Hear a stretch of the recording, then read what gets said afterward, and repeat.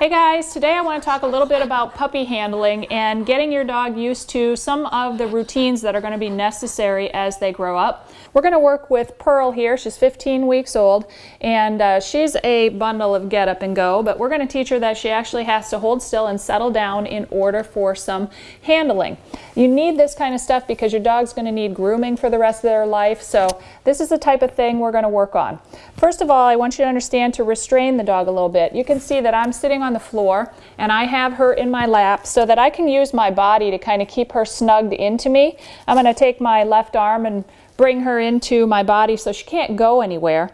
But from this position I can mess around with her feet a little bit because dogs are going to need nail trims for the rest of their life. So I am going to touch each and every toe because that's a necessity as we learn to trim nails. You can see she wants to pull away just a little bit. But as I restrain her, she doesn't have too much option. She has to get used to it. I'm going to give her a little bit of praise. She tolerated that very well. Then we're going to move on to the ears. A lot of dogs will get ear infections, so you want to teach them to tolerate having that ear flap flipped over. And you want to look in there, make sure there's no dark waxy material.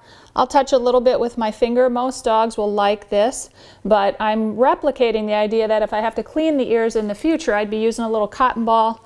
I'd be massaging some medication or ear cleaner down there, so I'm getting them used to that idea right now. Then we're going to move on to the mouth, and I'm going to lift up her lips and take a look at those teeth. Good girl. And do this side. Most dogs are not crazy about this. You can see some wiggling, but I am going to persist. Easy, easy. I want to run a finger or my thumb along that gum line. Good.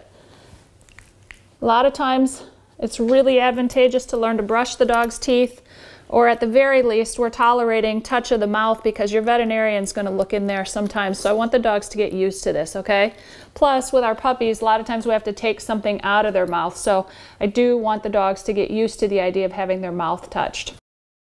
And then finally I'm going to come back here to the rear end. Now Pearl's got real short hair, but some of you guys got long-haired dogs.